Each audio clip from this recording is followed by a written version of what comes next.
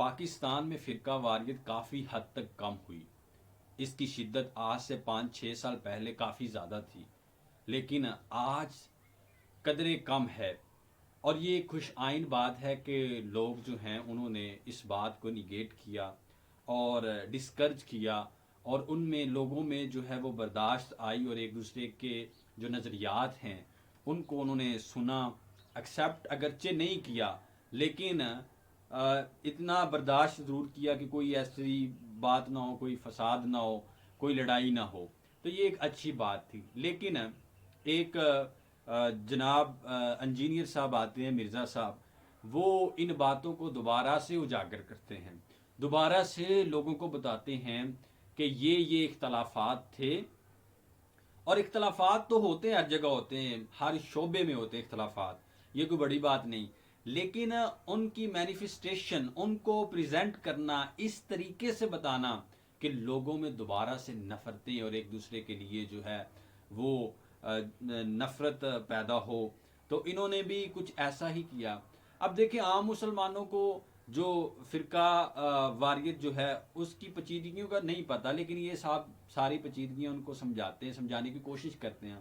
اور آگے جس طرح کے مائنڈز ہیں وہ اس کو غلط بھی لے سکتے ہیں، بلکہ لیتے ہیں، جس کی وجہ سے مزید چیزیں خراب ہوتی ہیں. اب یہ بتاتا ہے کہ دیوبند کے جو آباء و اجداد تھے یا عالم دین تھے پاسٹ میں، اشرف علی تھانوی وغیرہ، یا جو بریلوی تھے ان کے جو احمد رضا خان بریلوی صاحب، اور جو اہل تشیع اور اہل حدیث، ان کی کتابوں سے دکھاتا ہے کہ یہ جو عالم تھا یہ آپ کے عالم کو، آپ کے لوگوں کو کافر کہتا تھا، گالیاں دیتا تھا. اور پھر دوسرے کی کتاب سے دکھاتا ہے کہ یہ جو فلانے فرقے کا جو عالم تھا یہ آپ کے فرقے کو یا آپ کے لوگوں کو اس طرح گالیاں دیتا تھا. تو دوبارہ سے وہ باتیں جو عام پبلک تک نہیں ان کو بھی لے کر آتا ہے، اور سیاق و سباق سے تقریباً چیزیں جو جب ہٹ جاتی ہیں تو ان کا جو ہے معنی مفہوم جو ہے وہ چینج ہو جاتا ہے.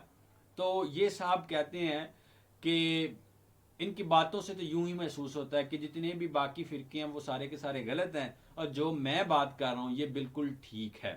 دیکھیں اس دنیا میں جو بھی انسان آیا اسے یہ یوں ہی محسوس ہوتا ہے کہ وہ ٹھیک ہے، باقی ساری دنیا جو ہے وہ غلط ہے، یا تھوڑی بہت ٹھیک ہے، تھوڑی بہت غلط ہے، اس طرح ہی ہوتا ہے. ہم مسلمان ہیں، جب مسلمان، اکثر آپ نے یہ سنا ہوگا کہ مسلمانوں کو کہتے ہوئے کہ شکر ہے یا اللہ کہ ہم مسلمان پیدا ہو گئے. بالکل اسی طرح جو غیر مسلم ہے نا، کرسچن ہیں، ہندو ہیں، بدھ مت ہیں، یہودی ہیں، یہ بھی اپنے رب کا شکر ادا کرتے ہیں کہ شکر ہے کہ ہم کرسچن پیدا ہوئے، ہم یہودی پیدا ہوئے، بدھ مت، ہندو، جو بھی. کیونکہ انہیں یوں محسوس ہوتا ہے کہ وہ جو ہیں وہ ٹھیک ہیں. دیکھیں بس یہ تو مسلمان، ہمارا تو یہ عقیدہ ہے کہ ہم ٹھیک ہیں، لیکن کیونکہ ہمارے ٹھیک ہونے کی گواہی قرآن مجید اور احادیث کی جو کتب ہیں وہ دیتی ہیں.